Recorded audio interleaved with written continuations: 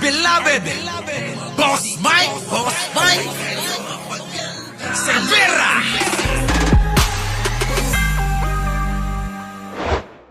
York, USA. Galit na galit ho si Pangulo rito, mga kababayan ko. Oo, galit na galit ho si Pangulo. Ramdam ko po si Pangulong Bongbong Marcos dito, ha? Pakinggan natin. Habang nasa New York, USA, napanood ni Pangulong Bongbong Marcos ang video ng pangtataboy ng isang tauhan ng Migrant Workers Office sa mga OFW sa Bahrain na nanghihingi ng ayuda. Nakto, yan na nga ba sinasabi ko, mga kababayan ko, kahit na anong, kahit ho anong bait ng Pangulo, kung ganyan yung mga tauhan, biruin ninyo, mga kababayan ko, humihingi ng ayuda yung mga kababayan nating OFW sa isang migrant worker, sa DMW. Mga kababayan, pinagtabo yan, oh. Mr. President, sibakin mo na yung mga hayop na yan. Di ba? Alam nyo, mga kababayan ko, ito saksing buhay ho ako, may kikwento ako sa inyo. Isang bansa ho dyan sa may Middle East, mga kababayan ko, na apektado rin ng gera ngayon. May nag-ano po kami dyan ng aking mga kabrad sa fraternity. Ano po? Nagpunta po kami sa isang shelter ng mga OFW. Yung pong mga inabuso ng amo, yung pong nag-run away, iba't ibang kaso nila na doon po tumutuloy. Alam nyo, yung mga kababayan nating OFW, totoo po ito Abay, nasaktan po ako sa nakita ko eh. Alam nyo po ba yung kapwa Pilipino? Abay, kung itrato yung kapwa, na ating mga OFW na nagka-problema dyan, kung itrato nila parang hayop eh. So, totoo lang ho, mga kababayan ko Mr. President, saksi ko dyan. Nandoon kami, kinausap ko yung mga kababayan nating OFW na mga biktima ng mga illegal recruiter, yung pong mga inaabuso ng amo. Samut-sari po, mga kababayan, samut-sari. Nandoon po ako, kinakausap ko eh. Abay, ayaw ipakausap. Oo, kinakausap ko sila, mga kababayan ko na, kamusta kayo dito? Sasabihin ko siya, anong naging problema, gano'n, Ganon po yung mga tanong ko, ano naging problema mo, anong naging May mga in-interview po ako. Alam niyo po ba, mga kababayan ko, na bawal daw mag-interview at magtanong dahil lang, totoo naman na ang pinunta namin doon maghatid ng tulong sa kanila. Pero yung nasaksiyan namin abay nakakaano talaga yung hindi mo maiiwasang tanungin sila kung bakit ganon yung sitwasyon nila. Alam niyo po ba yung lahat ng mga kababaihan pa, kababaihan, abay ikinulong po siya isang silid na walang bintana. Walang bintana, mga kababayan ko. Pinagalitan nung sino ba yung... Nako, mga kababayan ko. Pinagalitan hindi pa tayo nagbablog nun kasi, mga kababayan. Kung nagbablog lang sana tayo. Nako. Mga kababayan ko ikinulong ho nila. Sa isang kwarto na walang bintana. Kundi, pintulang, mga kababayan. Napakainit ng panahon, Ganon nila itrato yung kapwa nila Pilipino. Mga gago talaga, mga DDS mga kababayan. Yung mga DDS. Ganon nila tinatrato, tapos sasabihin nila, napapasama si Pangulo. Sasabihin, utos ito doon sa taas Ganon, mga kababayan, ang ginagawa nila. Kaawa-awa ho yung ating mga kababayan. Biruin ninyo nung nagdala tayo ng mga ayuda, pagkain, inumin, marami pang iba, mga sabon, lotion, shampoo, mga ganon, yung mga kailangan nila. Aba, mga kababayan, kaawa-awa. Kaawa-awa talaga. Naawa ko sa totoo lang. Kaya etong balita na ito, sana umaksyon si Pangulo. Aksyonan ito. Kung kinakailangan tanggalin lahat, yang mga opisyales ng DMW, tanggalin na! Mga walang silbi ang mga inang-ina. Diba? Puro mga pabida lang. Puro ganito daw yung ginagawa, ganyan yung ginagawa. Diba? Bakit may mga ganitong nangyayari? Di ba? Pabida-bida lang kayo ng pabida-bida, mga inang-ina nyo. Nagpapataba lang kayo sa mga upuan nyo. Di ba, mga kababayan? Ang tataba eh. Yung mga taga-DMW, Diyos ko, yung mga pagmumukha lagpas sa mga ilong nila. Sa sobrang katabaan nila, oh. Di ba? Yung sikmura, mga kababayan, lagpas na ng doble sa mukha nila eh. Siguro mga nakaupo lang lagi. Di ba? Puro kayo, tanggap kayo ng trabaho, hindi nyo naman na magampanan. Di ba, no, mga kababayan? Hindi nila magampanan.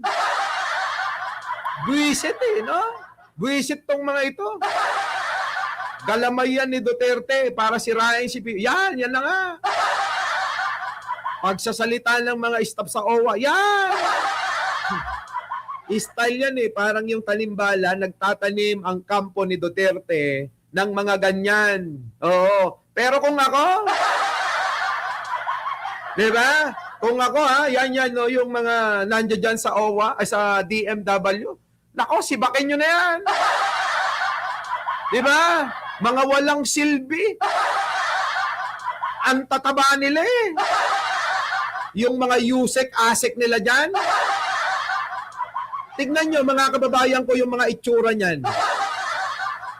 Di ba? Hindi nyo magampanan yung mga trabaho nyo, nasa critical na panahon na dapat ipakita natin yung serbisyo sa taong bayan. Kasi ang tatamaan si Pangulong Bongbong Marcos. Di ba, no? May pet habis, ano? Oo. Oh, sino ba yung mga yusik dyan na tatataba? Yung mga pagmumukha, lagpas sa mga ilong na nila sa sobrang taba eh. Di ba? Yung mga tiyan, mga kababayan, ano? Lagpas sa pagmumukha. Oh, anong ginagawa nyo dyan? Uupo-upo? Ano, pa-interview, papogi, paano? Pabida-bida kayo, ganon. Puro pabida-bida lang. Pero yung pagsisilbi ninyo sa mga OFW, wala nga. Oo, puro, ay nako. Ito na, galit tuloy si Pangulong Bongbong, mga kababayan, ano? Nagalit si Pangulong Bongbong. Bahrain yun. Kaya sigurado, Maka Duterte, di pa pumunta si Sara. Yan! Ito na. Dapat iniingatan nila eh. Habang nasa New York, USA, napanood ni Pangulong Bongbong Marcos ang video ng pangtataboy ng isang tauhan ng Migrant Workers Office sa mga OFW sa Bahrain na nanghihingi ng ayuda. Para sa iba pang detalye, nasa frontline ang balitang yan si Maricel Halili live mula sa New York. Palibhasa siguro yung mga taga-DMW, masasarap ang kinakain kaya ang tatataba. Parang mga patabaing baboy sila dyan eh. Pero yung silbi sa mga kita nyo, nahihirapan na. Pwede ba mag-diet kahit ipamigay nyo muna sa mga OFW nating kababayan yung dapat nyong kainin? Diba? Sobra-sobra na yung mga kinakain nyo eh. Sige, tuloy. Maricel, ano raw ang naging reaksyon ni Pangulong Marcos? Yan. Galit. Ako, Angela, gaya nga ng sinabi mo, nagalit daw si Pangulong Bongbong Marcos nang mapanood itong viral video ng isang migrant worker employee sa Bahrain na nampastos ng mga OFWs na naipit sa gulo dyan sa gitnang silangan na nanghihingi sana ng ayuda. Kita nyo, pati si Pangulo na alarma. Imbis nakatuto, kaya nadidistract siya. Malamang sinasadya nitong mga taga-DMW na magpasaway eh. Ano po? Para madistract si Pangulo sa kanyang pagpunta dyan po sa UNGA.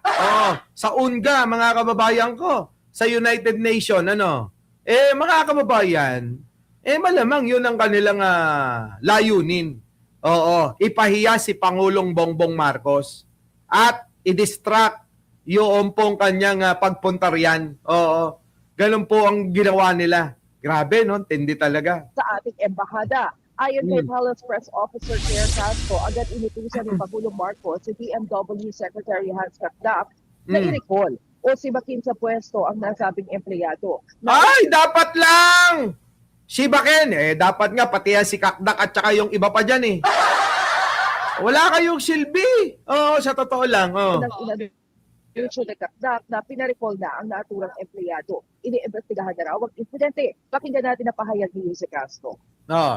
Ang taong walang puso sa pagsisilbi ay walang puwang sa administrasyon ni Pangulong Ferdinand R. Marcos Jr. O, di Yusek, tanggalin nyo na yung mga Yusek, Asek at saka pati yung si Kakdak dyan. No? Mga kababayan, tanggalin nyo na yung mga yan. Walang mga silbi yan. Kasi mga kababayan, underwatch yan ng mga yan. Nasasakop nila, tauhan nila yung mga nando doon. Hindi naman si Pangulong Bongbong Marcos ang ano dyan ang kumuha. O, di ba? Ang kinuha ni Pangulo, etong sekretary. Etong sekretary, kinuha niya yung mga tauhan na yan. O, sino mananagot dyan? Di ba? O, ako mga kababayan, Sir Jose, matutuwa ako pagka nilinis yung DMW na yan Oo, sa totoo lang. Dapat yan pinapalitan lahat Di ba? Palitan mo na yan, Mr. President. Yusek, nakaw! Oo, pagka ganyan ng ganyan para bang kinukonsinti nyo kasi. No, mga kababayan, parang kinukonsinti kasi pagka ganyan lang. Oo, di ba? Dapat kinakastigo yung mga yan. Alam nyo kung ako, mga kababayan, ganyan, ay talaga. Ora mismo, mga kababayan ko. Ang utos ng Pangulo ay asikasuhin ang lahat ng ating mga kababayan, lalong-lalo na yung mga naiipit sa Middle Di ba? Tinataon pa talaga nila. Utos ni Pangulo, asikasuhin. Nandun ho ako Nandun ako Sabi ni Pangulo, asikasuhin maigi yung mga kababayan nating OFW. Kailangan sila, lahat. Oo, all out tayo sa pagtulong sa kanila. Tapos mga kababayan, ganito yung nangyari. Ano nangyari? DMW. Ang dami-dami nyo dyan. Ano, Secretary Kakdak? Ano na yung mga undersecretary dyan? Yung mga Yusek, Asek? Ano? Hindi nyo ba? Hindi nyo ba pinamamalita? Hindi nyo ba inuutos yung utos ni Pangulo? Di ba, mga kababayan ko? Sino ba yung mga kilala nyo dyan? Sino yung mga kilala nyo dyan sa DMW? Meron pa dyan yung mga matatataba. Yung mga kadalasan, pabida-bida lang dyan. Di ba? Mga kababayan ko? Nako! Mga wala kayong silbi. Ang daming DDS sa OWA. Buti nga, nasibak na yung Arnel Ignacio Diba? Yung Arnel Ignacio, nasibak. Sino ba yung pumalit dun? Putik na yun, dapat sibakin lahat yan Sa totoo lang kung ako lang si Presidente, wala yan. Ora mismo, sisibakin ko lahat yan. Mga walang silbi. Pinapahiya nyo si Pangulo Pero inyo, nasa New York, tapos sasabihin, ganito ang balita. Minamaltrato, inaapi nyo yung mga OFW. Kundi ba naman kayo mga bobot tanga? Imbis na pagsikapan nyo dahil departamento nyo yan, ngayon na kailangan kayo, wala kayo serbisyo. Diba? Nasanay kasi kayo ng pabanjing-banjing lang. Ngayon, tawag ng inyong duty para sa bayan, wala na. Imbis na kayo yung magmalasakit sa kapwa Pilipino, kayo mismo nagpapasakit sa kanila. Mga inang-inan to. Kaya tuloy pati hindi nyo ba napapansin? Sa daming nadidismaya diyan sa mga gawain ninyo na hindi nyo sinusunod ang Pangulong Bongbong, yung dismaya nila, pinagtsatsagaan na lang nila si Sara? Yung bang naging hopeless na sila? Para bang sinasabi nila mga kababayan, okay na lang na kumampi na lang kami kay Sara, di baling mahina, si Raulo, bobo, tatanga-tanga. Ganun na ho nangyayari ngayon mga kababayan ko Di ba? Berhel de Dios No, mga kababayan ko, no? Grabe. Di na sila na, Yusek, wala. Oo. Pagka ganyan ng ganyan, Yosek, nako ba? Hindi Ayan nakakagigil Si Castro. Ang taong walang puso sa pagsisilbi ay walang puwang sa administrasyon ni Pangulong Ferdinand R. Marcos Jr. Ang utos ng Pangulo ay asikasuhin ang lahat ng ating mga kababayan, lalong-lalo na yung mga naiipit sa Middle East. Kita nyo? Mariin ho yan na pinag-uutos ni Pangulo Pero ho mga kababayan, hindi ho sinusunod ng kaagawaran ng DMW Diba? Yan ba yan? Yung, ano ba yan? Department ba yan? Tama ba?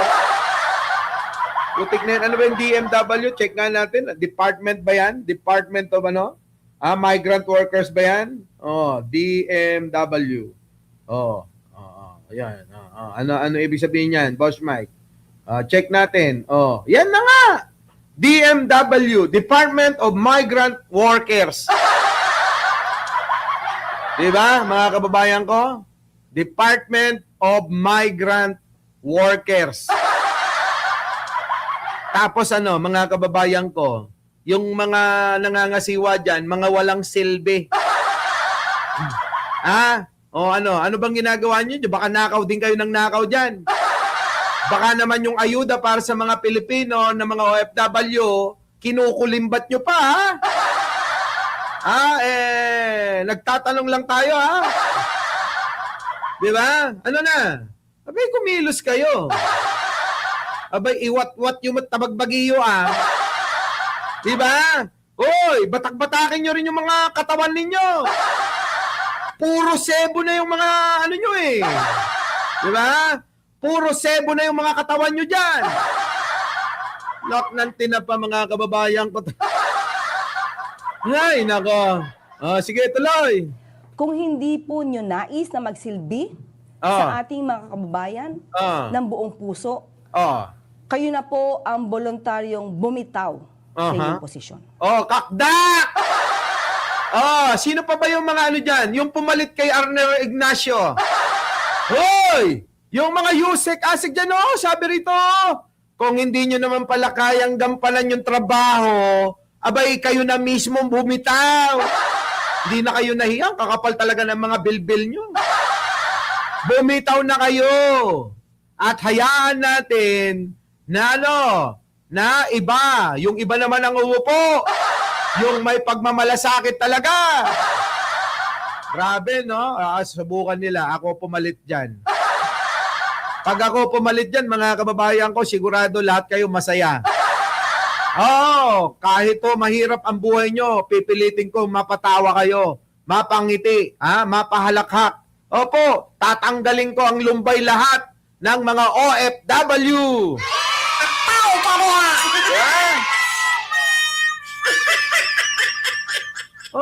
mga walang silbi. Sige, tuloy.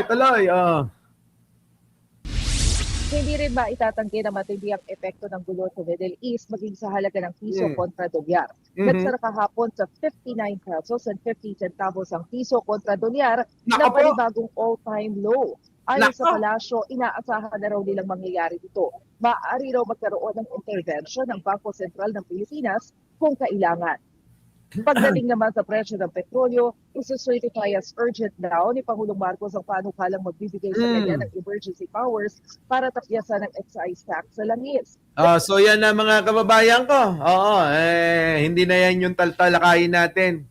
Ano na lang yan. Pero alam nyo sa totoo lang, tama si Atty. Claire, Dito sa sinasabi ni Atty. Claire Castro, mga kababayan ko, balikan ko lang sana may tamaan, Sana may tamaan dito. Sa sinasabi ni Atty. Claire na to? Si Castro. Ang taong walang puso sa pagsisilbi ay walang puwang sa administrasyon ni Pangulong Ferdinand R. Marcos Jr. Ang utos ng Pangulo ay asikasuhin ang lahat ng ating mga kababayan, lalong-lalo na yung mga naiipit sa Middle East. Kita nyo mga kababayan ko, yan po talaga yung direktiba ni Pangulong Bongbong Marcos. Maayos. Ang problema talaga mga kababayan ko, itong mga tauhan dyan sa DMW na walang mga silbi. Mga walang silbi, mga kababayan ko. Oo. Ay, tingnan nyo, mga kababayan ko. Oh, yun na lang ha, mga kababayan. Yung bang asikasuhin mo, yung bang magsalita ka ng maayos, yung bang itrato mo na kapwa na lang Pilipino, hindi na yung dapat yung irespeto mo ganun Yung bang itrato mo na lang na kapwa mo Pilipino Hindi mo pa magawang hayop ka. Diba? Hindi nyo pa magawa dyan sa DMW. Diba? Puro lang kayo pa pogi, puro lang kayo pa media, ganon. Puro lang pabida-bida. Diba mga kababayan ko, ewan ko mga kababayan ko, sa totoo lang nakakainis no? Nakakainis yung mga ganyan. Ewan ko na. Hanggang ngayon wala sila natatanggap na tulong, sabi ni Wen Disuyo. Ako mga kababayan, nakaw! Hindi po pwede yung ganun, mga kababayan. Sukdo lang magtrabaho tayo ng 24 oras. Diba? Sa panahon ngayon, mga kababayan, mahalaga ang bawat buhay, ang bawat kaligtasan ng kapwa natin Pilipino. Lalong-lalo na yung mga na dyan, naiipit sa, dyan sa gera. Mahalaga po yan ngayon At trabaho nila yan Oo. Pero parang wala. DFA! Diba? Baka naman, tumulong na kayo. Ayan, yung DMW, DFA, ano pa, DOLE. Yung mga yan, kayong mga departamento, magtulong-tulong kayo, mag-isip kayo. Sa totoo lang kung ako lang mga kababayan sasabihin ko, kayo, lahat ng mga departamento ng sangay ng gobyerno, yan, di ba yung POAA mukhang pinalitan na, di ba? OWA, yan, OWA. Lahat, basta lahat na may kinalaman. Mag-meeting-meeting kayo, mag-usap-usap kayo. Tapos bumuo kayo ng magandang plano. Di ba, no? Ganun dapat wala Talagang ganun Isisisi kay Pangulo lahat alam nyo naman yung ating mga basher ni Pangulo. Kita nyo naman, ultimo damit, pinapansin nila. Di ba? Ultimo damit, napapansin nila. Yan pa kayang mga ganyan.